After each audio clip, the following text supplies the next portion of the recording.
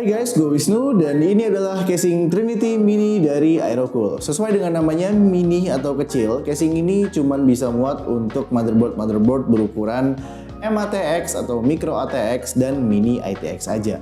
Jadi apa sih yang kira-kira spesial atau cukup istimewa dari casing ini? Oke, mungkin sebelumnya kita lihat dulu seluruh penampakan fisik dari casing ini, dan mungkin pertama kita lihat atau kita mulai dari bagian depan dulu.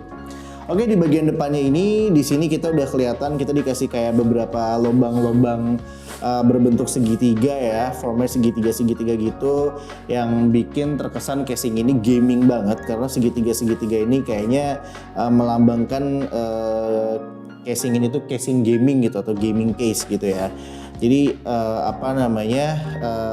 airflow-nya ini menurut gua harusnya juga udah cukup baik karena si lubang-lubang segitiganya ini juga udah cukup banyak di sini.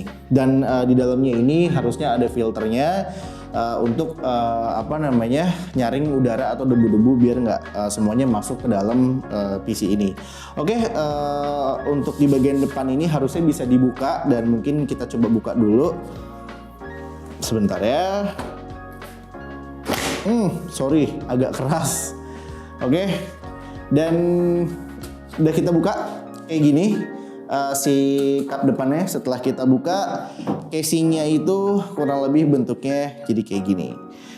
Oke, yang pertama ini di sini ada filternya ya, yang tadi gue bilang. Dan asiknya adalah kalau misalkan memang ini kita udah pakai cukup lama dan debunya juga udah cukup banyak yang nyangkut di sini. Karena ini gampang banget kita copot pasang, jadi kita bisa bersihin ininya aja, kita buka secara terpisah, terus kita bersihin, kita basahin, kita cuci atau kita apain, terus kita keringin sendiri, baru kita pasang lagi. Jadi menurut gua ini gampang banget untuk ngebersihin ya. Itu yang pertama. Dan yang kedua, gue juga suka Aerocool Trinity Mini ini mereka ngasih kita posisi fan yang ada di luar bagian casingnya. Biasanya kan ada di bagian dalam ya, sedangkan ini di bagian luar casingnya. Di dalam cupnya iya, tapi di luar si kotak atau rangka casingnya ini. Jadi kalau misalkan kita mau ngebersihin si debu-debu tadi di bagian fan ini, biasanya kan kita tinggal puter aja kayak gini, terus kita bersihin debu-debu yang ada di sini ya, itu gampang banget. Dan kalau misalkan kita mau copot pasang casing, misalkan kita mau gonta-ganti copot pasang fan atau gonta-ganti fan, itu juga gampang banget ya. Dari sini tuh mempermudah banget kita untuk ngebersihin sampai bongkar pasang si fan yang ada di sini.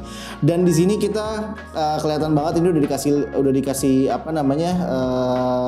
sama si Aerocool udah dibekalin fan 2 di depan ini, ukurannya 140 jadi 140 kali 2. Dan di belakang sini sebenarnya ada satu fan lagi berukuran 120. Jadi Aerocool Trinity Mini ini udah ngebekalin kita dengan 3 fan 140 kali 2 dan 121 di bagian belakang. Oke, kalau ngomongin fan, sebenarnya mereka ngasih kita 7 fan slot yang dimana mereka juga ngasih kita di atas sini 2 dan di bawah sini 2. Jadi kalau misalnya ditotalin itu sebenarnya ada 7. 1, 2, 3, 4, 5 di bagian belakang, 6, 7 di bagian bawah. Cuman yang di bagian bawah itu kita ngebautnya harus pakai baut yang panjang yang kecil biar kita bisa ngebautnya dari atas dan lebih gampang. Dan yang ukurannya 140 tuh cuman di bagian depan aja, dan yang di bagian atas, belakang, bawah itu semuanya ukurannya cuman muat untuk ukuran fan 120 aja. Yang 140 cuman di bagian depan aja. Oke, di bagian depan fan-nya kurang lebih kayak gini ya. Tadi gue udah sebutin beberapa keunggulannya. Kita gampang banget untuk bersihin debu atau apapun itu, dan posisinya juga gampang untuk dibongkar pasang. Sekarang kita di bagian atas.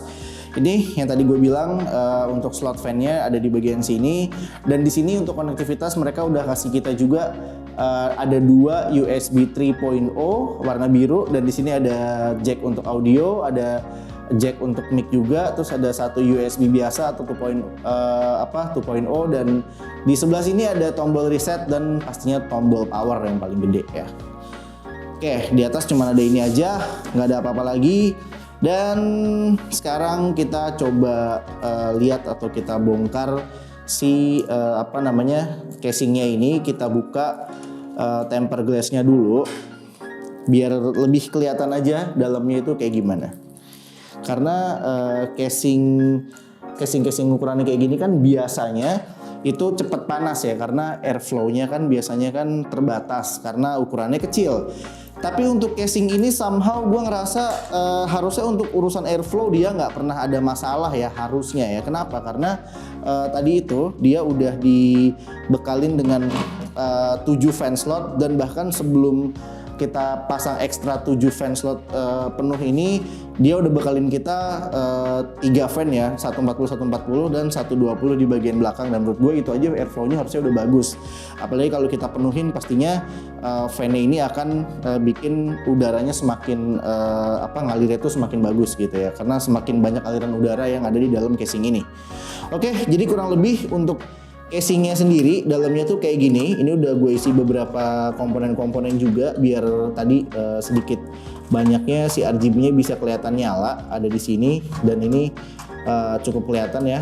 Kayak gini dalamannya, memang nggak terlalu besar, tapi untuk ukuran casing yang kayak gini, ini udah ngasih kita fan di sini aja. Ini menurut gue udah lebih dari cukup ya, dan ini cukup luas menurut gue untuk seukuran M-ATX atau Mini ATX. Menurut gue casing ini cukup luas, jadi harusnya sekali lagi untuk urusan airflow itu harusnya udah nggak ada masalah. Oke, di bagian sini ya kurang lebih bentuknya kayak gini ya. Di sini ada tempat untuk kita pamer PSU. Jadi kalau kita pakai PSU apa, ini bisa kelihatan. Kebetulan ini gue pakai Cooler Master 500 Lite ya, cuman buat nyala aja, bukan buat show off. Oke, terus di bagian sebelah kirinya sini, ini kita buka dulu kayak yang tadi si tempered glass. Ini kita lihat di bagian sebelah kirinya ini kita bisa taruh apa aja. Oke, jadi di bagian sebelah kiri ini kita bisa taruh, di sini kelihatan ya, di sini ada tempat untuk SSD. Jadi kita bisa taruh SSD di sini. Ini motherboard kelihatan ya kayak biasa. Ini untuk ada kabel. Ini ada buat kabel PSU. Ini cukup bagus jalurnya, jadi nggak berantakan.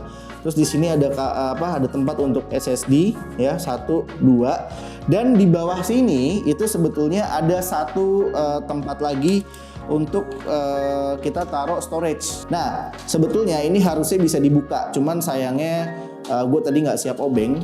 Tapi di sini nih harusnya bisa kelihatan ya. Di sini ada kayak baut 1, 2 di sini.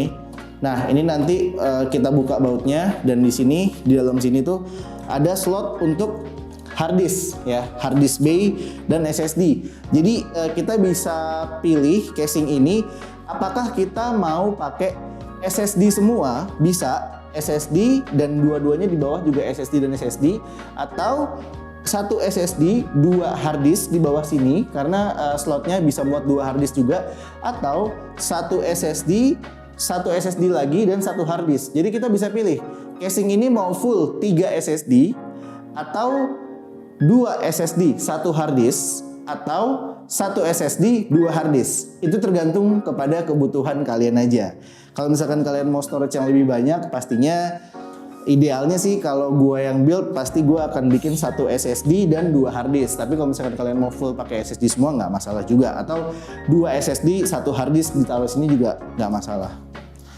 Oke, dan di bagian belakang ini karena udah gue pasang kabel ya, kelihatan nggak ya? Tapi ya kurang lebih kayak gini lah. Di bagian belakang kurang lebih kayak gini. Ini bagian dari motherboardnya, fan-nya, udah PSU, nggak ada apa-apa lagi sih ya, kayak biasa standar casing ya pada umumnya. Dan harusnya sih ini udah nggak ada masalah ya. Sekali lagi untuk urusan airflow ini udah bagus banget menurut gua.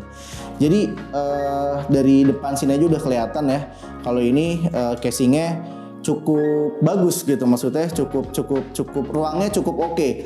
Dan di bagian sini itu sebetulnya ada space ya. Di bagian sini sebetulnya ada space di mana kalian bisa taruh air cooling ya, atau IO ya, IO atau air cooler untuk si CPU di motherboard. Itu radiatornya bisa kalian taruh sini. Jadi di sini ada tempat untuk radiator di sini, karena kalau di sini nggak muat, ini bakal mentok sama motherboard. Ini aja udah agak sempit ya. Mungkin kalau kalian taruh fan aja mungkin udah pas-pasan. Tapi untuk headnya di atas ini. Tapi kalau untuk di sini ini masih muat. Sama kayak casing NZXT, kalau kalian tahu biasanya itu NZXT itu selalu taruh radiator untuk I/O itu ada di depan sini, dan ini juga sama. Di sini ada space untuk radiator, jadi fan-nya ditaruh di depan sini tetap untuk fan-nya, tapi si radiatornya itu kita bisa taruh di bagian belakang sini. Cuman sayangnya radiator yang bisa muat di sini itu cuma untuk radiator ukuran fan 120 aja, nggak bisa pakai yang 140 atau kalau 2 jadi 280 ya, nggak bisa. Jadi ini untuk radiator mentoknya 240, ini bisa ditaruh sini gitu, taruh dalam sini masih ada space-nya, masih oke lah, masih muat.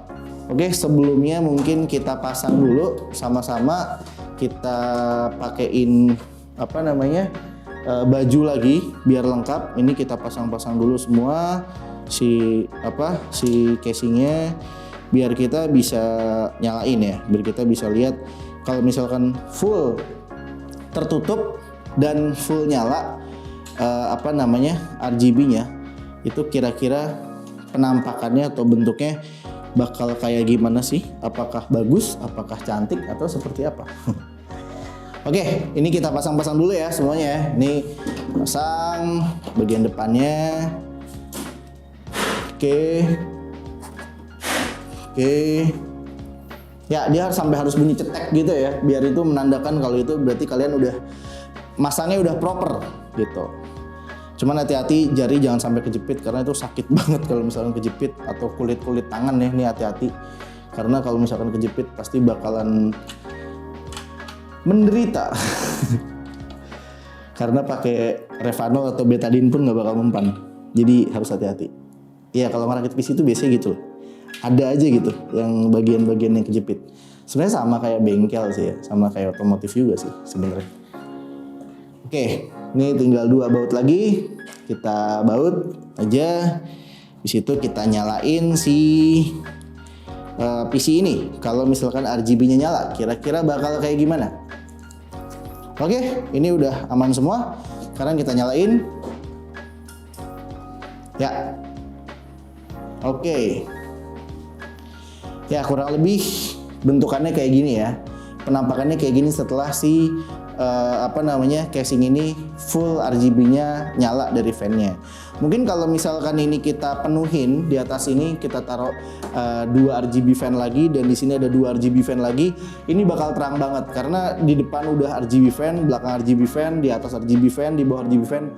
Ini PC bakalan full RGB dan pasti bakal terang banget. Ya itu selera sih. Biasanya kan orang kayak suka more RGB, more FPS, tapi ya itu selera sih. Balik lagi ke selera ya. Oke, terakhir untuk build quality-nya. Ya, seperti yang kalian dengar, build quality-nya kayak gini aja. Nggak yang aneh-aneh, nggak yang powerful banget, nggak yang gimana. Karena ya balik lagi untuk dari segi harga, dimana Trinity Mini ini ngasih kita deal di angka sekitar 450 sampai 550 ribu, yang dimana sebenarnya itu nggak mahal-mahal banget. Jadi menurut gua kita nggak bisa menuntut banyak untuk casing di harga segitu gitu ya. Apalagi menurut gua casing ini udah ngasih kita beberapa fitur yang sangat membantu atau cukup membantu. Misalnya tadi USB 3.0 kita udah dikasih 2, terus habis itu juga mereka udah ngebekalin kita dengan 3 fan, yang dimana ada 140 kali 2 fan di sini, 120 dikasih di belakang. Terus mereka juga nggak pelit untuk ngasih kita fan slot, dimana mereka tahu kalau casing-casing kecil itu harusnya airflow-nya lebih lancar, jadi mereka ngasih kita 7 fan slot, cukup bagus ya. Jadi harusnya di angka 550 ribu itu kesimpulan gue sih ini sangat-sangat worth it. Casing ini sangat-sangat worth it. Jadi gue bisa bilang gue bisa merekomendasikan casing ini buat kalian yang mungkin mau pertama kali build PC atau mungkin mau coba-coba build PC di kelas entry level. Oke, kurang lebih kayak gitu review gue buat si casing Trinity Mini dari Aerocool ini. Seperti biasa, semoga video ini bisa jadi video yang menarik, yang berguna, dan pastinya bisa jadi referensi yang baik buat kalian. Like kalau suka, dislike kalau nggak suka. Gue Wisnu, dan sampai ketemu lagi di video-video selanjutnya.